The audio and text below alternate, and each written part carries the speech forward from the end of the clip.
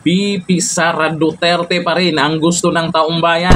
Pinagtutulungan, mga Dilawans, kahit gobyerno ay talagang binabanatan po si VP Sara Duterte at gustong mapa-impeach. Bandang huli, siya pa rin ang nangunguna. Pero yung kadikit niya noon na si Raffy Tulfo, anyari na. Tahimik eh. Diba tahimik sa mga isyu? Kalaban naman natin, yan yung matapang na senador. Pero ngayon, tameme siya. O dito po sa latest presidential survey, malapit na po yung 2028 na yan. O tingnan nyo naman, ang laki po ng agwat. Duterte, Sara pa rin. 35%, napakalaki po niyan. Ang dumikit po dyan, ito, yung tahimik po ngayon, na si Leni Robredo. O buti pa to. Kahit papano, nakikita po natin na meron talaga, kasi ang iba po kasi dito, kaya po pinili po nila si Leni Robredo dito sa survey kasi naging katapat po kasi dito ni Junior. 'Di ba? Isa ito sa pinagpilian, si Leni at si Junior. Ngayon, sa nangyari sa pinagagawa ni Junior, maraming nagsisi, ang iniisip nila sana si Leni na lang. Kaya tumaas po talaga ang percentage po sa survey ni Leni Robredo. Siyempre, yung pangatlo natin dyan, si Bongo. Pero ito sa survey na yan, kung hindi sinama si Bongo, landslide yung iba dyan. Landslide lahat ng mga yan. Kasi alam po natin, yung nakasuporta kay Bongo, suportado pa rin si VP Sara niyan. Nahati po ang pagpipilian. Duterte, Bongo, ay yung mga nakasuporta dyan ay mahahati. Kung wala si Bongo, nako, landslide. Baka hindi lang 35% kay VP Sara Duterte, baka halos 50% ang pumabor na maging Pangulo ang ating Vice President Sara Duterte. Marami pa naman pinagtulungan. Tingnan nyo naman, mapapansin nyo, nasasabi kong pinagtulungan, pansin nyo, marami pong mga spokesperson ngayon. Spokesperson sa buhaya at spokesperson sa kabilang buhaya. Pero ang binabanatan Duterte pa rin. Iisa lang ang binabanatan nila. Pinagtutulungan nila. Pero ang resulta, ang kakampi ni VP Sara, ang taong bayan. O si Tulfo. Anyari dito? Yung mga Tulfo natin, sarasan na. Tunaw na. At ito naman si Romualdez, consistent. Consistent silang sumasabit sa dulo. Consistent na consistent. At syempre, ang ito yung isa sa nagba-viral. Nag-viral ka na nga lahat-lahat. Pinag-uusapan ka pa. Pero 3%. Grabe naman kayo. Mas malaki pa yung undecided sa inyo. Mas malaki pa yung porsyento ng undecided kaysa kay Risa at kay Romualdez. Naku po, si Tulfo wala na, nangihina na talaga.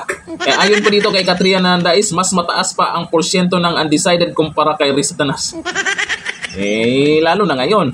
Sa susunod na survey niyan, lalo na yan, na sumingaw na yung amoy baho niya. Sabi ni Migoy Dirigay, wag lang gumamit ng magic sa 2028, yun lang. Ay sana po ibalik po yung manual. Bilangan sa mga presinto, tapos yung pagpasa na lang siguro ang gawing online. Mahirap naman yan. Sabi ni Maso Yoshida, sinama si Senator Bongo, ito yung sinasabi ko sinama ni Senator Bongo para mahati ang bilang para VP Sara. Not automatic kay VP Sara mapupunta ang boto ni Senator Bongo, pero sure mas pipiliin nila si VP Sara. Korikong malilim. Sabi ni Jay Abi, yung 3% naman ni Virus, malamang tinakot niya pa. 3% na nga lang, pinagdudahan nyo pa. Pagbigyan nyo na lang, baka naman meron talaga, naniniwala pa dyan. Kahit 3% lang, pagbigyan nyo na yan. Sabi ni Emerson, kapal ng mukha nung 3%. Sabi naman niyang mga yan, kapal talaga, gigil na gigil kayo sa kanya. Sabi ni Ferdon, sa survey mo makikita na hindi uto-uto ang karamihan sa mga Pilipino. Yan po ang sinasabi po natin na hindi po lahat ng mga Pilipino nadadaan sa pambobola, nadadaan sa ayuda. Alam nila ang totoong nagaganap sa politika. Sabi ni Christopher Maling, sinama pa talaga nila si Senator Bongo sa pagpilian para daw hindi halata na landslide. Mindanao pa lang, alam na po natin na kung sino po ang susuportahan. Visayas, malaki po ang porsyento na makukuha ng mga Duterte dyan. Sa Luzon, kahit sabihin natin may laban yung mga buhaya dito sa Luzon, pero malaki pa rin ang porsyento na makukuha ng mga Duterte dito sa Luzon.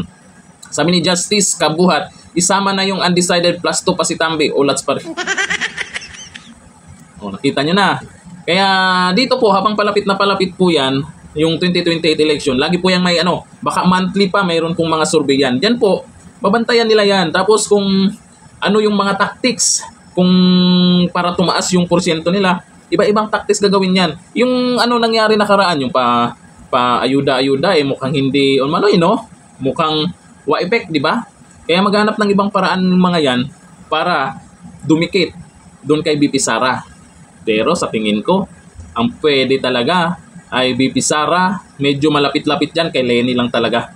Walang pwedeng ipantapad yan. Si Lenny alanganin pang dumikit yan sa botohan. Kung magkasama po yung BP Sara, Vice President Bongo, wala na. May nanalo na. Wala pa kasi tayong nahanap na, malayo pa naman, pero sa ngayon wala pa tayong nahanap na pwedeng maging katapat ni BP Sara. Noon po, bago mag-eleksyon, medyo, yung bago pa lang naging senador din, si Rapi Tulfo, ay talagang malakas sa survey po yan.